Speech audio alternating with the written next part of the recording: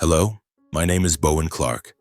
I am now 37 years old, but the story I'm about to tell took place a few years ago, when my life was still a vibrant canvas painted with the glow of success. It was a time when I thought I had everything within my grasp: a thriving career, a happy family, and the admiring glances of those around me.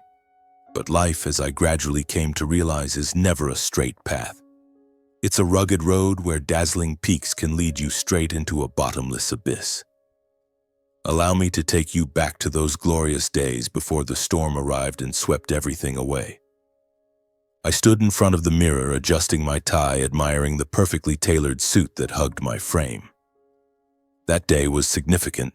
I was about to deliver a speech at an international environmental conference in Los Angeles, where the world's brightest minds gathered to discuss the future of our planet. My company, Green Wave Solutions, had been hailed by the press as a pioneer in waste management and environmental protection. We didn't just collect trash. We transformed it into energy, recycled it into new products, and inspired a generation of green businesses. I, Bowen Clark, was the mastermind behind it all. From a vague idea in college, I had built an empire, and at 33, I was at the pinnacle of success. I remember the look in Genesis's eyes, my wife, as she walked into the room holding a cup of morning coffee. "You look sharp," she said with a smile, her brown eyes sparkling under the early sunlight streaming through the window of our penthouse. Genesis was a resident doctor at Cedars-Sinai, one of the city's most prestigious medical facilities. She was not only beautiful but also razor-sharp, with a way of speaking that was both gentle and profoundly persuasive. I often joked that she could silence an entire boardroom with a single glance. Our family lived in a penthouse perched atop a gleaming glass tower in downtown Los Angeles, with sweeping views of the Pacific Ocean. Every morning I stood by the window watching the sun rise over the horizon, feeling as though the world was at my feet. The apartment's interior was a perfect blend of modern and cozy: Italian leather sofas, a walnut dining table, and abstract paintings adorning the walls, all carefully chosen by Genesis with her refined aesthetic taste. This wasn't just a home. It was a symbol of everything we had achieved. I stepped into the living room where the laughter of our two children filled the air. Nolan, my 8-year-old son, was running circles with a remote-controlled airplane, making enthusiastic vroom sounds. Sadie, my 6-year-old daughter, sat on the rug, coloring a picture of the ocean with intense focus. Looking at my children, my heart felt like it might melt. They were everything to me. Nolan, with his messy blonde hair and bright eyes, was always curious, asking me how we turned waste into energy. Sadie, with a smile identical to her mother's, loved telling me about the whales she learned about at school. Both attended a prestigious private school where they took art classes, played soccer, and even went horseback riding on weekends. Genesis approached, placing a hand on my shoulder. "Go on, don't keep the world waiting," she said, her tone teasing. I kissed her forehead, then bent down to hug the kids before leaving. As the elevator doors closed, I felt a wave of contentment wash over me. At that moment, my life seemed perfect. My dark green Porsche 911 glided smoothly along Sunset Boulevard. That day, I wasn't just a businessman. I was an inspiration. The environmental conference at the Los Angeles Convention Center was a major event, bringing together scientists, politicians, and entrepreneurs from around the globe. I had prepared my speech for weeks, and as I stepped onto the stage with the spotlight shining on me, I felt as though I was born to be there. After the conference, I returned to Green Wave Solutions' office, where my team was waiting with a bottle of champagne to celebrate. Our office was located in a sleek, modern building in the financial district, with floor-to-ceiling glass walls and the company logo gleaming on the entrance. As I walked in, I could feel the excitement in the air. "We're making history," I said to the team, raising a glass. They laughed, clapped, and I knew I wasn't just their boss. I was their leader, inspiring them to believe that our work mattered. Those days passed like a sweet dream. But life, as I said, is never a straight line. Beneath that radiant glow, I had no idea that a storm was quietly brewing, ready to sweep everything away. Those glorious days, the smiles, the admiring looks, they were merely the prelude to a dark chapter I was utterly unprepared for. It all started on an early winter morning as I sat in my office gazing out at the gray, overcast Los Angeles sky. The phone rang and Michael, Greenwave's CFO, spoke with a strained voice on the other end. "Bowen, we've got a big problem." Bank interest rates had surged, the tax incentives we'd relied on for years were suddenly cut, and major investors were pulling out, citing the global economic crisis. As I listened, it felt like someone was squeezing my throat. The weeks that followed were a relentless nightmare. Bank loans came due, but Greenwave's cash flow dwindled faster than I could have imagined. I scrambled, reaching out to new investors, calling people who once clapped me on the back at galas, who hailed me as an environmental hero. But now they avoided me. Calls went unanswered, emails met with silence. I began to realize that the halo of glory I'd once basked in was nothing more than a fleeting light, easily snuffed out by the cold winds of reality. In the end, I had no choice. One morning, I sat across from the company's lawyer, a middle-aged man with gold-rimmed glasses and a mechanical, monotone voice. He pushed a thick stack of documents toward me, his tone dry. "Bowen, given the current situation, filing for bankruptcy is the only way forward." I stared at the papers, the words dancing before my eyes like a death sentence. Bankruptcy. The word echoed in my mind, heavy as a bronze bell. I had built Greenwave from nothing, pouring sweat and soul into every contract, every project. Now I had to sign its demise. I picked up the pen, my hand trembling. "Is there any other way?" I asked, my voice hoarse. The lawyer shook his head, his eyes devoid of emotion. I signed, each stroke of the pen like a cut to my pride.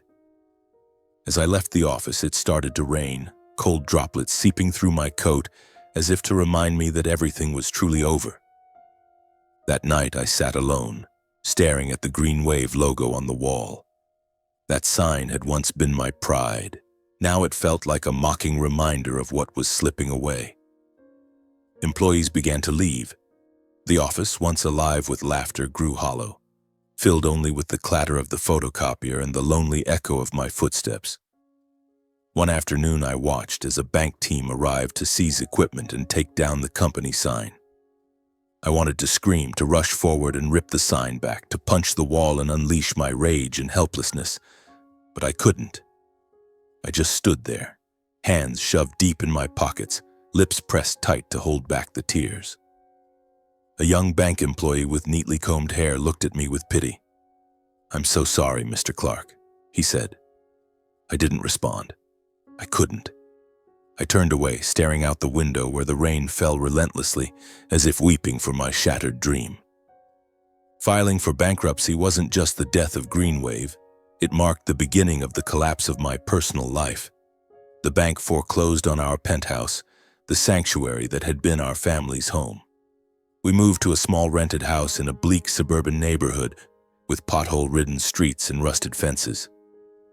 The house had only 2 bedrooms, its walls stained with yellow patches and a faint, musty smell that made me want to cough every time I walked in. Genesis tried to make it bearable. She hung floral curtains, placed potted plants on the windowsills, but I could see the heaviness in her eyes when she thought I wasn't looking. I sold my Porsche, Genesis's SUV, the jewelry, and the expensive furniture. Each item that left my hands felt like a shard of my dignity breaking away. I, who once drove a sports car and dined at Michelin-starred restaurants, now drove a clunky old car with an engine that roared embarrassingly every time it started. A constant reminder of my failure, Nolan and Sadie had to leave their prestigious private school for a public one. I'll never forget the first day I took Nolan to his new school. He clung to my hand, eyes fixed on the ground as if trying to avoid the stares of unfamiliar kids. "I don't want to go here, Dad," he whispered, his voice trembling. I knelt down, looked into his eyes, and tried to keep my voice steady. "It's only temporary, son. I promise I'll get you back to your old school." But as I said those words, I knew I was lying. Genesis, my steadfast wife, began to change. At first, she comforted me, insisting we'd get through this together. But the pressure started to creep in, cracking our marriage. She still worked at the hospital, but she took on extra shifts to cover our living expenses. She came home exhausted, dark circles under her eyes, and I realized she was carrying the burden that should have been mine. Her friends, doctors, lawyers, people still living in big houses and driving luxury cars, began to look at her with pity. I wanted to hold her, to tell her I'd fix everything, but I couldn't. The words stuck in my throat because I knew I had nothing left to promise. I had lost everything: my company, my reputation, and now my confidence. My in-laws started to interfere. My father-in-law, Richard, a stern man with silver hair and a perpetually judgmental gaze, called me a burden. At a family dinner, he stared at me across the table, his voice icy. "You used to be our pride, Bowen, and now a leech living off my daughter." I sat there, gripping my fork, feeling my blood boil. I wanted to argue, to shout that I wasn't a failure, that I'd rise again. But I couldn't. Deep down, I feared he was right. My brother-in-law, Joseph, was even worse. A prominent lawyer, he reveled in his successful career and lavish lifestyle. At a dinner at my in-laws' house, as I tried to tell Nolan and Sadie a funny story to lighten the mood, Joseph cut in. "You used to be such a big shot, Bowen. And now, sitting here telling kids stories while my sister breaks her back working." He smirked, swirling his glass of wine. Genesis stood nearby, silent, not saying a word in my defense, though I knew she'd heard every biting word. I hid my pain in front of the kids, but inside I was breaking. That night I lay awake, staring at the ceiling, questioning where I'd gone wrong. Was I too confident? Had I failed to prepare for the risks? Or was I simply not as good as I thought? Those questions gnawed at me, making me feel like I was no longer the Bowen Clark of old. I was just a shadow, a failure, a husband and father who couldn't protect his family. The next day, I decided to visit my parents, taking a crowded bus to my hometown. It had been years since I'd returned to the place where I grew up, running barefoot through fields, dreaming of a grand future. Now I was coming back, not as the hero I once imagined, but as a failure, carrying a heavy burden of shame that pressed on my chest like a boulder. I was no longer the Bowen Clark featured in Forbes, the man who drove a Porsche and lived in a penthouse. I was just a husband, a father, searching for a sliver of peace amidst the storm that had swept everything away. The bus stopped at a small station, where the scent of dry grass and dusty earth mingled in the air. I grabbed my old suitcase and stepped off. My hometown, a small village on the outskirts of California, was almost unchanged. Red-tiled houses, old Tom's grocery store with its faded sign, and the ancient oak tree at the crossroads. It was all like a painting from my memories, both familiar and distant. I walked down the main road, feeling the curious glances of a few locals. They didn't recognize me, or perhaps they chose not to. I had once been the pride of this town, the boy who left to make it big in Los Angeles. Now I was back, unannounced, like a fugitive. My parents' house sat at the end of the road, a single-story wooden home with a small porch where my mother used to knit in the afternoons. When I knocked, she opened the door, her eyes lighting up for a moment before clouding with worry. "Bowen," she exclaimed, pulling me into a tight hug. The smell of freshly baked cookies wafted from the kitchen, stirring memories of childhood when life was simple and safe. My father appeared from the living room, his hair grayer than I remembered, but his smile as warm as ever. "Son, why didn't you tell us you were coming?" he asked, clapping my shoulder. I forced a smile, trying to hide the heaviness in my heart. "I just wanted to see you both." They led me inside, setting a steaming cup of coffee and a plate of cookies in front of me. The small kitchen, with its scratched wooden table, worn upholstered chairs, and a family photo on the wall, felt both comforting and painful. I had once sent money home to my parents, helping them fix the roof, buy a new TV, even pay off their mortgage. But now I sat there with nothing but empty hands and a heart full of scars. My parents immediately sensed I was hiding something. When my mother asked about Genesis and the kids, I gave vague answers. Everything's fine, just some work challenges. I talked about Nolan and Sadie, how they were doing well in school, how Genesis was busy at the hospital. But I avoided mentioning the cramped rental house, the noisy old car, or Greenwave's bankruptcy. I didn't want them to worry, didn't want them to see me as a failure. But my mother's eyes, the way she squeezed my hand tighter than usual, told me she knew I was lying. "You're tired, aren't you?" she asked, her voice gentle but laced with sorrow. I wanted to deny it, to say I was fine, that I was still the Bowen Clark they were proud of. But I only nodded, staring into my coffee, trying to hide my reddening eyes. My father, a man of few words, stood and patted my shoulder. "Whatever's going on, you're still our son," he said, his voice low but firm. Those simple words pierced my heart like a knife. I didn't deserve their unconditional love, not when I had let everything crumble. That night, I lay on my old childhood bed, staring at the cracked ceiling I used to count to lull myself to sleep.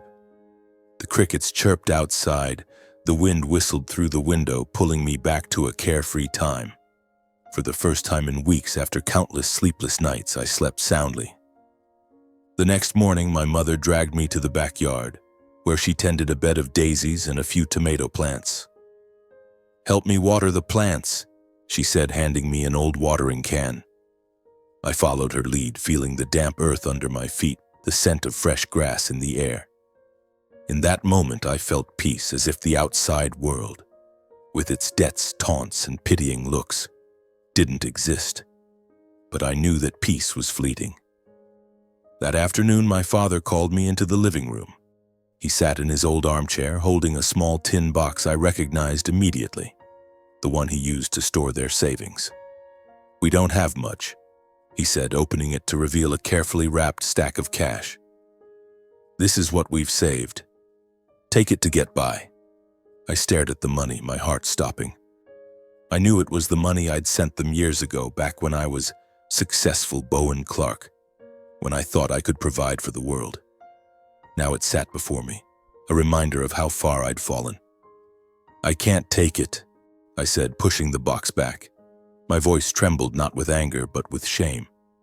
I, who had once been the family's provider, who bought them a new TV and paid off their debts, was now being offered my own money back. It wasn't just money. It was a symbol of my failure, of my inability to care for those I loved. But my parents wouldn't let me refuse. My mother took my hand, her eyes resolute. "This isn't for you," she said. "It's for Nolan and Sadie. Those kids need a strong father, and you need time to get back on your feet. Take it for them." Her words hit me like a punch to the chest. I wanted to refuse, to shout that I didn't need pity, that I'd rise again on my own.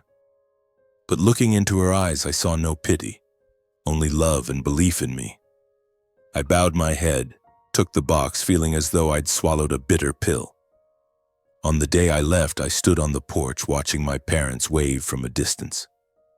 My mother hugged me tightly, whispering, "You're our pride, no matter what." My father only nodded, but his eyes said everything. I boarded the bus, carrying the tin box and a heavy heart. As the bus pulled away, I looked out the window, watching their house fade into the distance. I didn't know then that this painful, humbling return would mark the beginning of a new journey, one I never could have anticipated.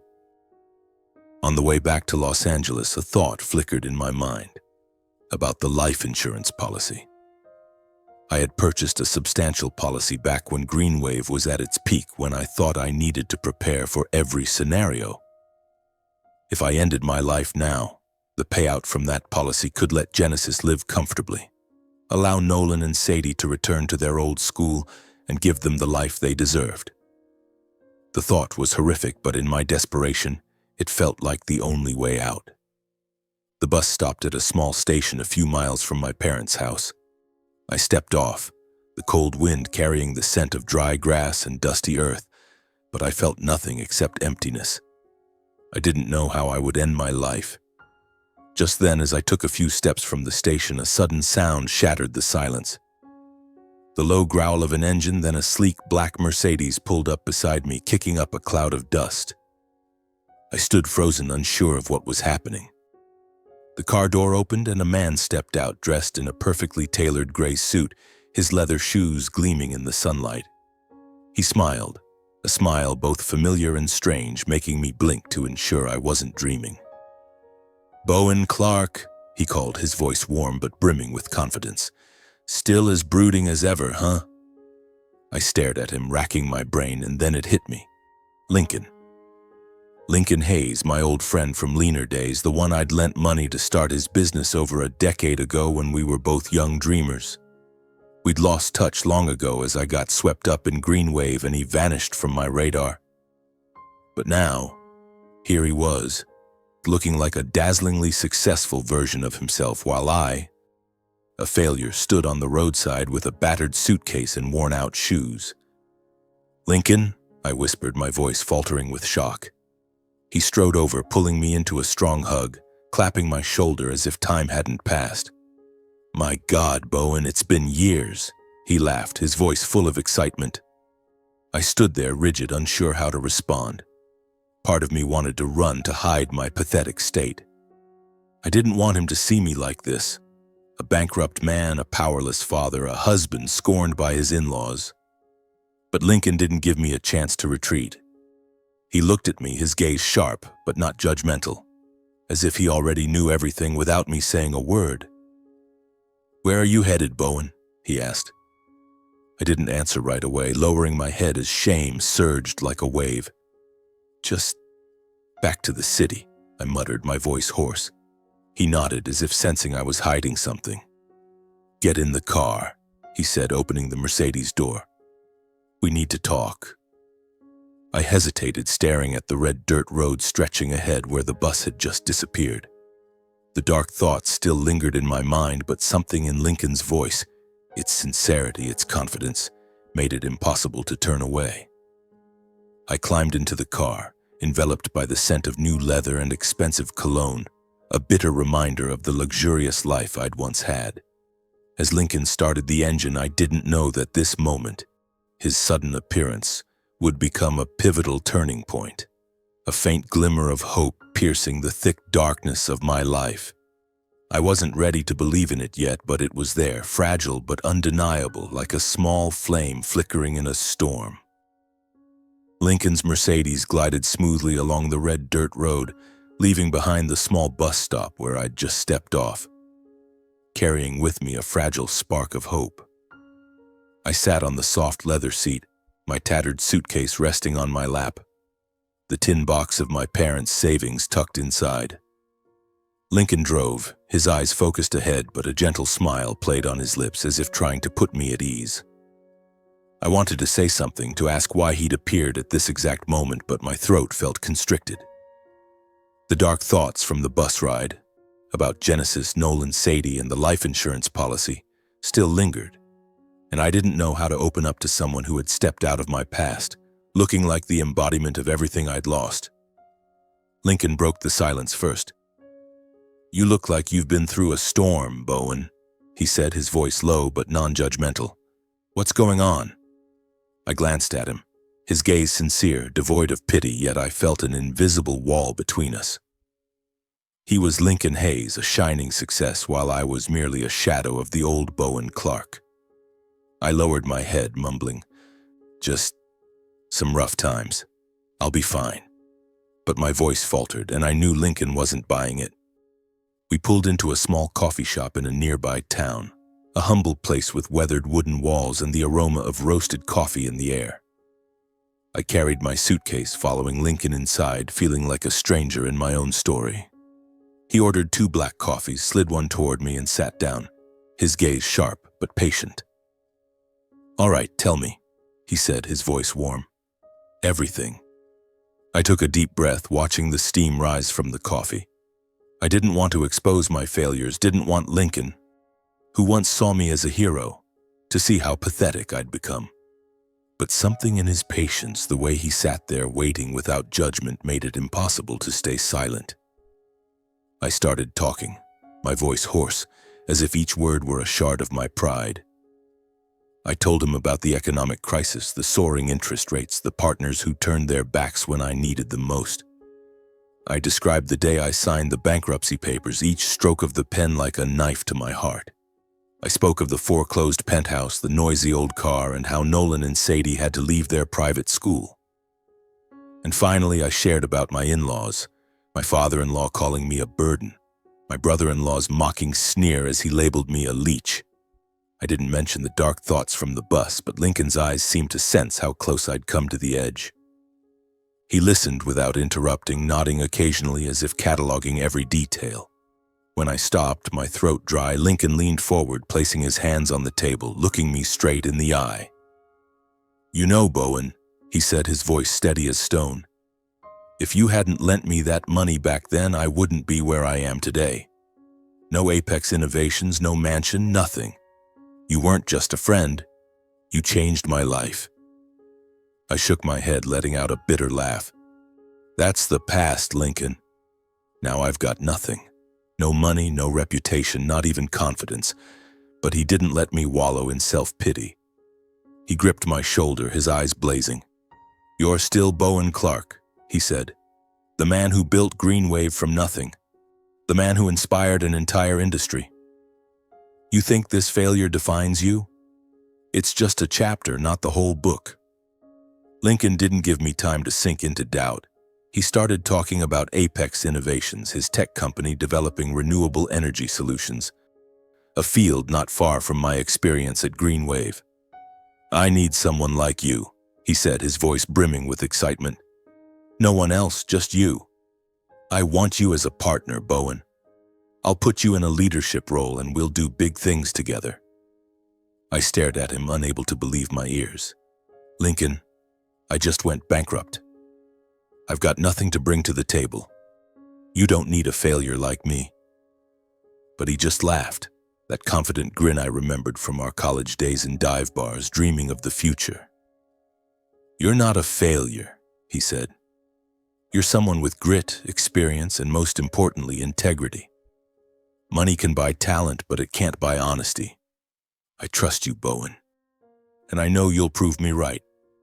He pulled a business card from his wallet and slid it toward me. "Here," he said, "when you're ready, call me. But first, I'll take care of your most pressing debt to get the legal pressure off your back. Then we start." I took the card, staring at the gold-embossed words, Lincoln Hayes, CEO, Apex Innovations. I wanted to refuse, to say I didn't deserve it, that I'd only let him down. But a small part of me, the remnant of the old Bowen Clark, felt a spark ignite. Not grand hope, but a chance, a way out of the darkness. I returned to the rental house in the Los Angeles suburbs that evening, carrying Lincoln's card and a mix of emotions. Genesis was in the kitchen, her eyes weary after a long hospital shift. Nolan and Sadie were asleep, the house quiet except for the ticking of the wall clock. I told her about Lincoln, the unexpected meeting, his offer. She listened, but her eyes wavered as if she didn't dare believe. "Are you sure, Bowen?" she asked softly. "You've been through so much. What if this doesn't work out?" Her words cut like a knife, but I didn't blame her. She'd seen me collapse, had carried the family's burden when I couldn't. "I don't know," I replied, taking her hand. "But I have to try. For you, for the kids, for myself." She nodded, but I saw the doubt in her eyes. She didn't say it, but I knew she was afraid. Afraid I'd fail again, afraid our family couldn't take another blow.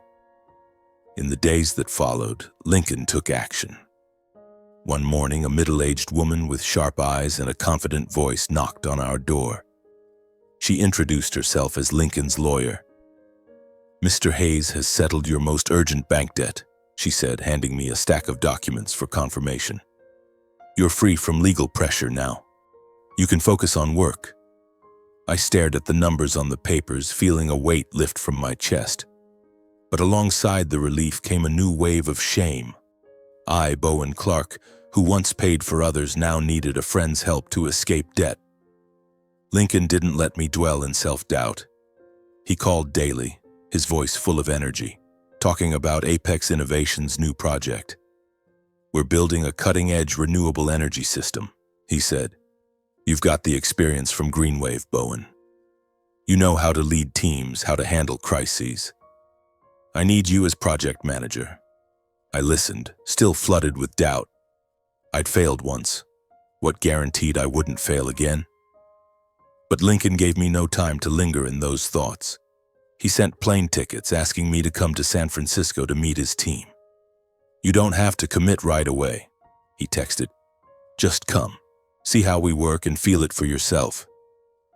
I stood in front of the mirror in our rental house, adjusting an old tie, the one I wore during Greenwave's glory days. The suit was slightly tight, but I had no other choice. Genesis stood behind me, watching through the mirror, her eyes a mix of worry and hope. "You look good," she said, forcing a smile. I took her hand, feeling the slight tremble in her palm. "I'll try," I said.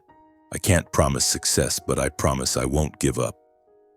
As the plane took off, I looked down at Los Angeles, shrinking below, feeling like I was leaving behind a part of myself, the part crushed by failure. But when the plane landed in San Francisco, a small shift stirred within me. Lincoln was waiting at the airport, that same confident smile on his face. "Welcome to the next chapter, Bowen," he said, clapping my shoulder. I didn't know if I was ready, but as I followed him, I felt a faint spark. Not grand hope, but a chance, a way out of the darkness. And for the first time in months, I thought that maybe, just maybe, I still had a shot at rising again. Lincoln took me to Apex Innovations headquarters, a sleek glass building in the heart of Silicon Valley. The structure towered into the sky, shimmering under the sunlight, with the Apex logo elegantly etched on the main entrance. Standing before it, I felt like I'd stepped into a different world, one I used to belong to but now felt foreign. Lincoln led me through the lobby where young employees moved briskly, clutching laptops and phones, their voices buzzing with energy. "This is where we make magic happen," Lincoln said, his tone brimming with pride. "And you're going to be part of it." He handed me over to Delilah, the HR director, a middle-aged woman with sharp eyes and a professional smile. "Welcome to Apex, Mr. Clark," she said, handing me a crisp new employee badge.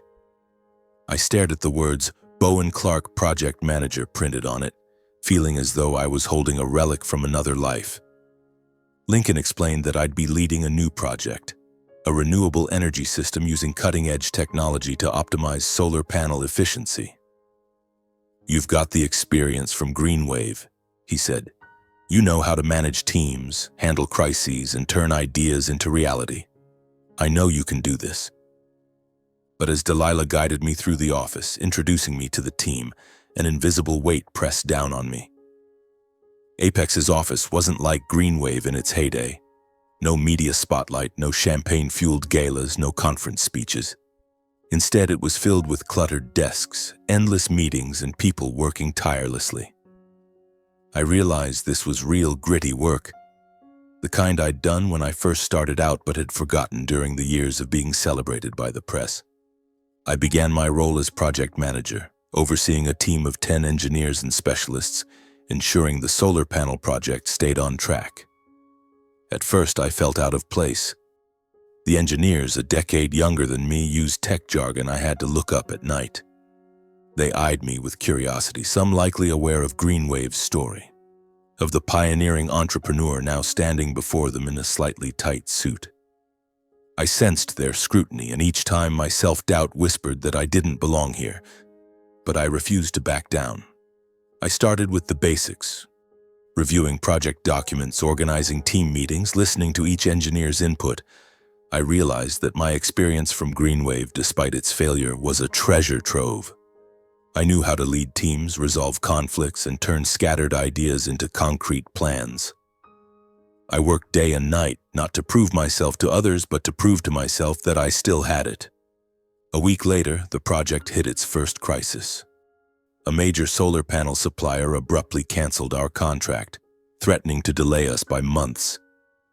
The team panicked. Young engineers argued heatedly in the meeting room, and I felt their eyes on me as if testing, "What are you going to do, Bowen Clark?"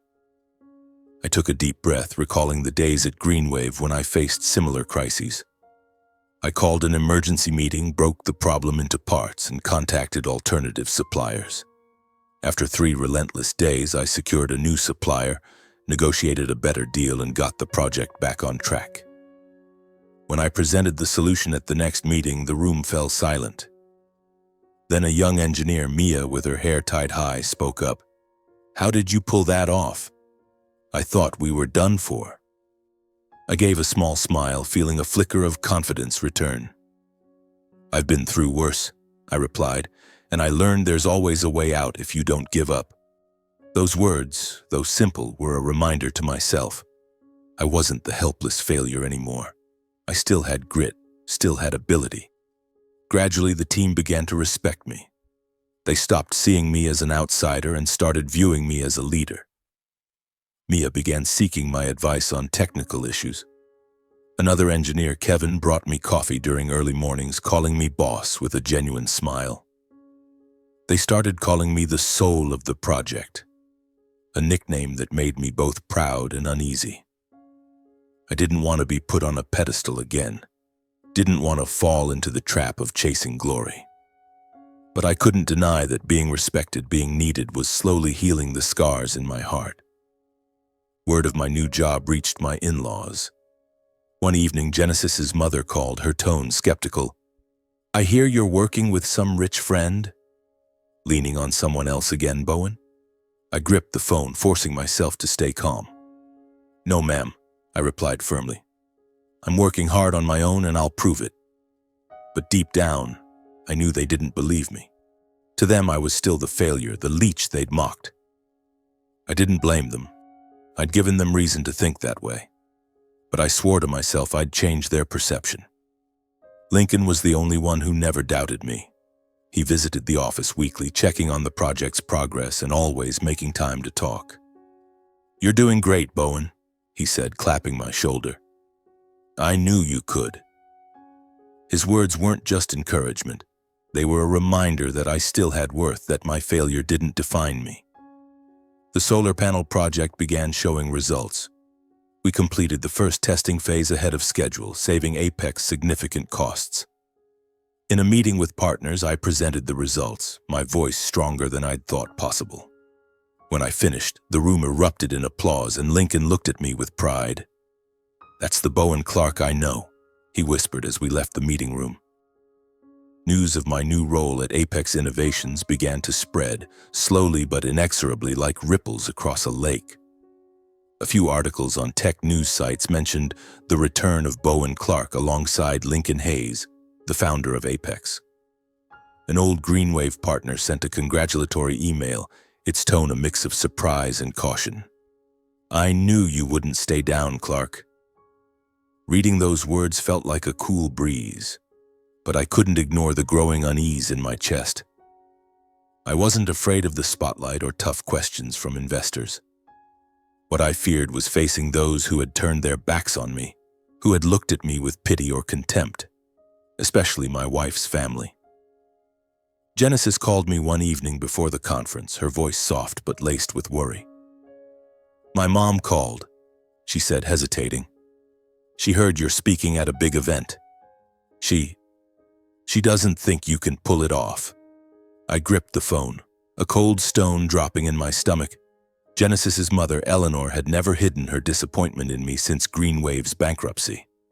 Her father, Richard, was worse, his mocking words sharp as knives.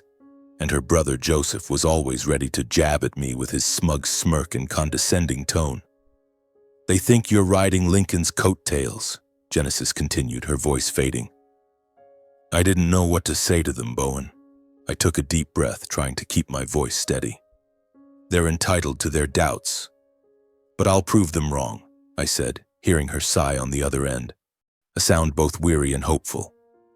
"I believe in you," she said, but I sensed the waver in her voice. Genesis was caught in the middle, between her family who looked down on me and me, the husband trying to rise from the ashes.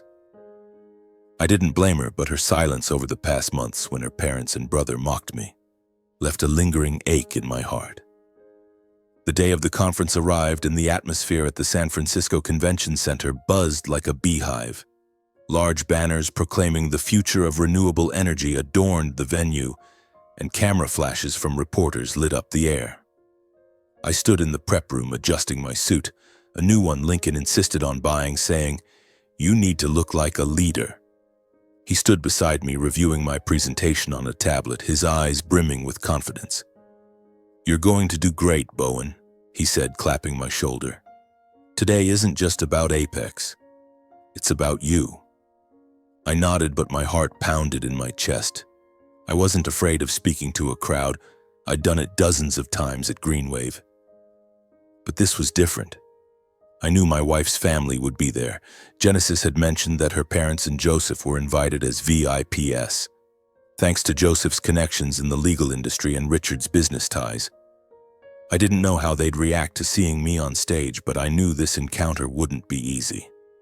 As I stepped onto the stage, the spotlight blinded me for a moment. The audience was a sea of faces.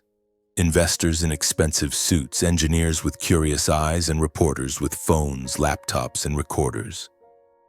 I took a deep breath and began, my voice stronger than I expected.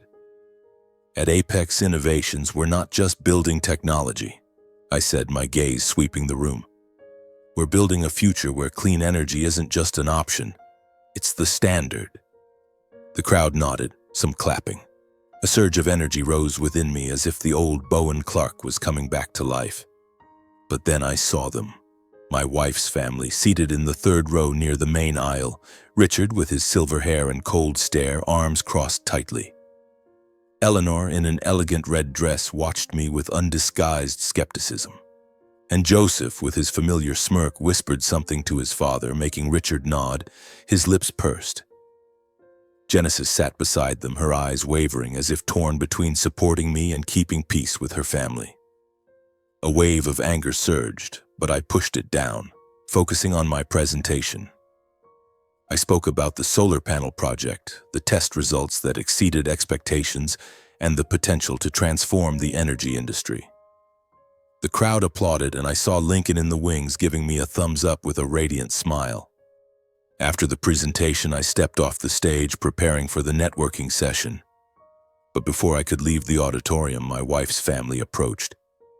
Richard led the way, his voice icy.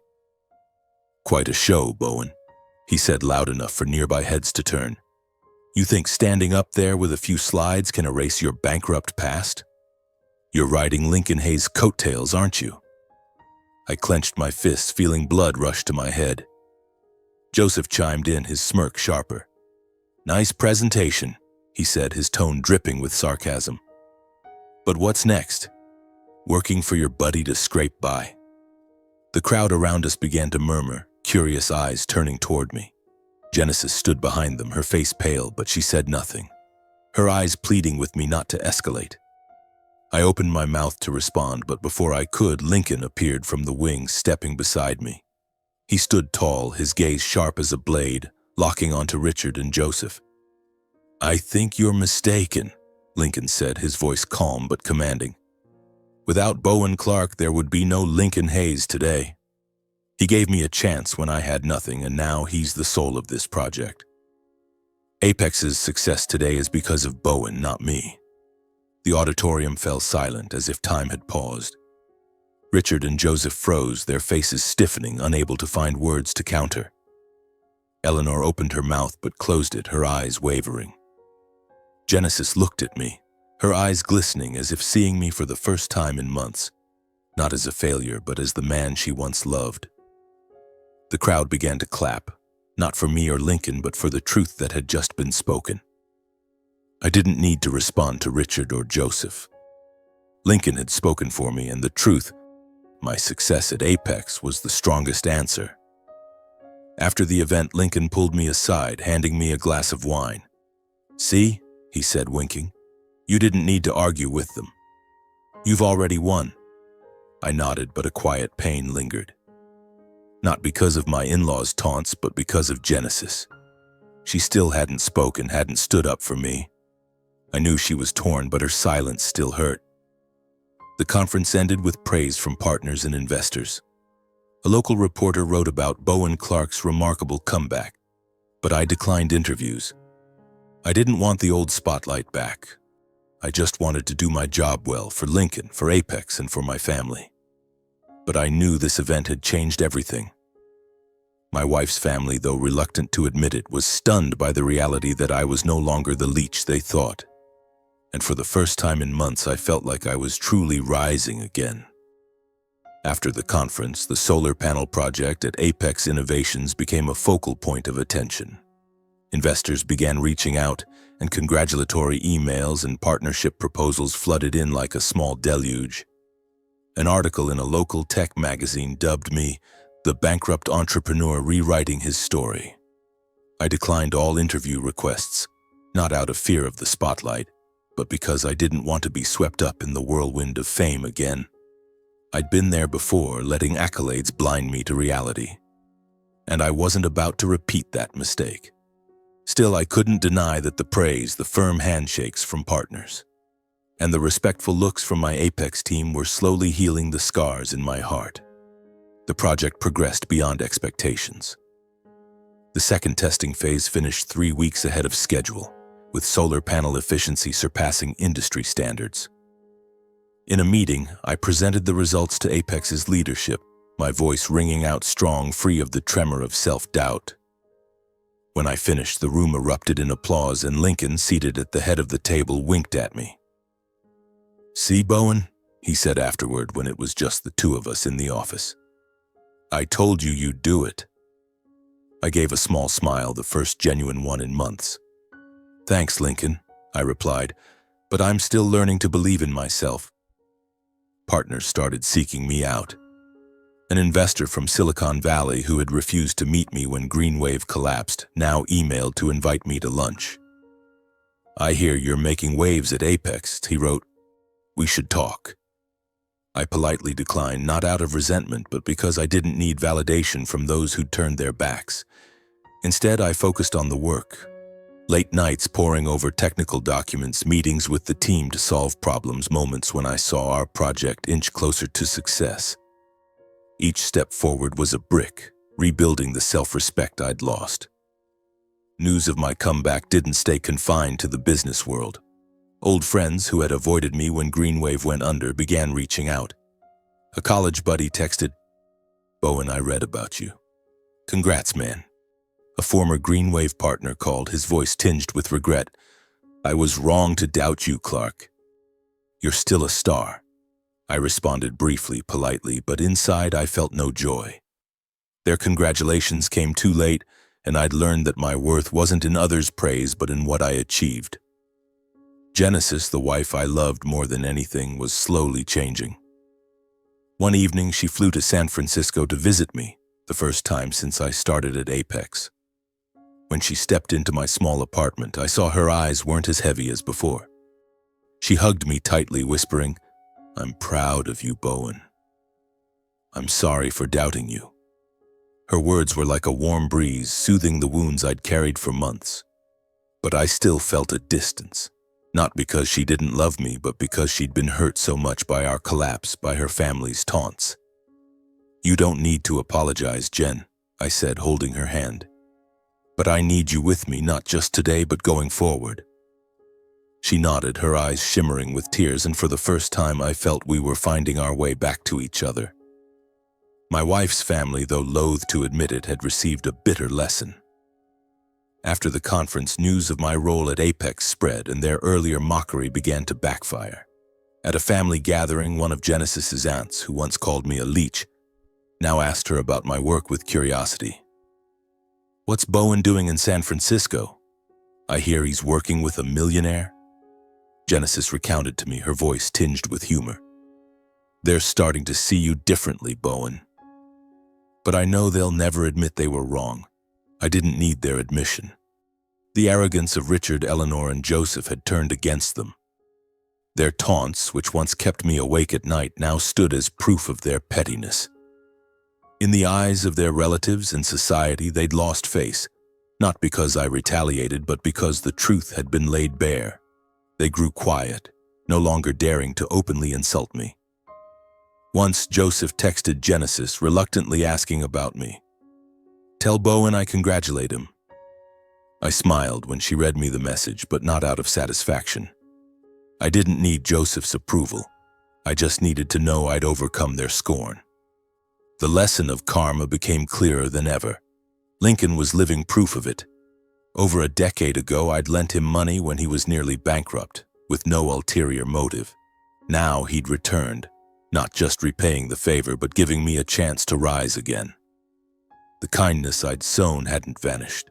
It came back in the most unexpected way, like a flame lighting my dark path. In contrast, the arrogance and contempt of Genesis's family had brought them their own shame. They'd thought me a failure, but their attitude now made them the ones looked at with disdain by those who once respected them. I didn't feel triumphant. Revenge wasn't my goal. Each day I woke up, worked with my team at Apex, and saw our project nearing success, knowing that was the strongest response. I didn't need to say anything to Richard, Eleanor, or Joseph. My career, my returning reputation, and the trust from Lincoln, my team, and Genesis were all I needed. Standing on the balcony looking out over the city, I felt for the first time in years that I belonged here, not because of the spotlight, but because I'd found myself again. I stood on the balcony of my small San Francisco apartment, the early morning sunlight filtering through the high rises, casting a soft golden glow over the waking city. The breeze carried the salty scent of the bay, mingling with distant car horns and the frenetic pulse of Silicon Valley. Holding a cup of coffee, its warmth seeping into my palms, I felt, for the first time in years, a genuine sense of peace. Not the peace of my glory days atop Greenwave Solutions, but the peace of someone who had walked through darkness, hit rock bottom, and found light on the other side. My journey, from the heights of wealth to bankrupt ruin, from despair to resurgence, was not just my story, but a lesson in karma, kindness, and the power of never giving up. Genesis, the wife I loved more than anything, had changed too. After the conference, she called more often, her voice no longer weighed down by worry or doubt. One evening, she flew to San Francisco, bringing a drawing by Sadie, a picture of me standing in a field of solar panels, beaming with a radiant smile. She said, "This is her dad, saving the earth," Genesis said, her eyes sparkling. I hugged her, feeling her warmth, and for the first time in years, I sensed our home being rebuilt. "I'm sorry, Bowen," she whispered. "I wasn't strong enough to stand by you when things were bad." I shook my head, holding her hand. "You were always there, Jen," I said. "We just needed time to find each other again." I began spending more time with Nolan and Sadie, even if only through video calls. I listened to Nolan talk about his soccer team, how he scored a goal in a school match. I heard Sadie read a poem she wrote, her voice chirping with pride. I sent money home. Not much, but enough to ensure they had books, new clothes, and the weekend outings Genesis had once cut back on. Each time I heard their laughter, my heart felt lighter, as if I were redeeming the months I'd let them down. My parents noticed the change too. During a call, my mother's voice choked with emotion. "You've made us proud, Bowen. No matter what, you're our son." I smiled, thinking of the tin box of savings they'd given me, how they believed in me even when I didn't believe in myself. I sent money to them more regularly now, not just to repay them, but to show that their son had risen again, no longer the defeated man who returned home with slumped shoulders. Work at Apex Innovations continued to thrive. The solar panel project completed its final phase, and we began securing major contracts from international energy companies. Partners didn't just seek out Lincoln. They sought me, wanting my input, eager to work with Bowen Clark, who turned a project into a success from nothing. I no longer shied away from the spotlight, but I didn't let it blind me either. Greenwave taught me that fame is fleeting, that true value lies in the work you do and the people you impact.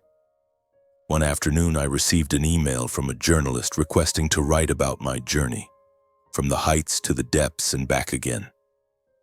I declined, not out of fear, but because I wanted my story told through actions, not words on a page. I wanted Nolan and Sadie to grow up knowing their father overcame failure, not for applause, but to give them a better life. I wanted Genesis to look at me, not with worry, but with the pride she had in our early days of marriage. The greatest lesson I drew from this journey was about karma. Kindness never vanishes. It waits for the right moment to return. Lincoln was proof of that, but not the only proof. The Apex employees who once doubted me but now called me the soul of the project showed that when you work with heart, you earn respect. Conversely, arrogance and contempt, like that shown by Genesis's family, always come with a price. They'd lost face not because I fought back, but because the truth exposed their pettiness. I wanted to send a message to anyone at rock bottom as I once was. Never underestimate yourself and don't let others define your worth. Those who scorn you in your lowest moments may be the first to curry favor when you rise. Live kindly, not because you expect reward, but because the seeds you sow today may be your lifeline tomorrow. I learned this from Lincoln, from my parents, and from my own mistakes. Today I stand here not as the Bowen Clark of Forbes articles, not as an environmental hero or a failure. I'm just Bowen, a father, a husband, a man who walked through darkness and found light. I don't need revenge or resentment. My current success, the project at Apex, the respect from my team, the love of Genesis and our children, is the clearest answer to the injustices I endured. I smiled, looking out over the city, and knew I'd found peace not in the spotlight but in my own heart.